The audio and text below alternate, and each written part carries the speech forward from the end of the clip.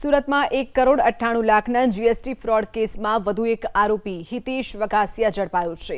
હિતેશ સહિત 8થી પણ વધુ શખ્સો સાથે મળીને પૂર્વ આયોજિત કાવતરું રચાયું હતું। ટેક્સટાઇલ માર્કેટમાં ખોટી આરજે એન્ટરપ્રાઇઝ ફર્મ ઊભી કરી પાન કાર્ડમાં ખોટો ફોટો લગાવી નકલી દસ્તાવેજો તૈયાર કર્યા હતા।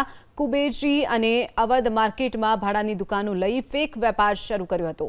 વેપારીઓ પાસેથી કરોડો રૂપિયાની ગ્રે કાપડ મંગાવી ચૂકવણી વિના જ ફરાર થઈ ગયા હતા। તો કેટલાક આરોપીઓ અગાઉથી પકડાઈ ગયા છે તો કેટલાક હજુ પણ વોન્ટેડ છે। મુખ્ય આરોપીઓમાં રાજેશ જેઠાણી, રાશિદ શેખ, મયંક જૈન સહિતનો સમાવેશ થાય છે।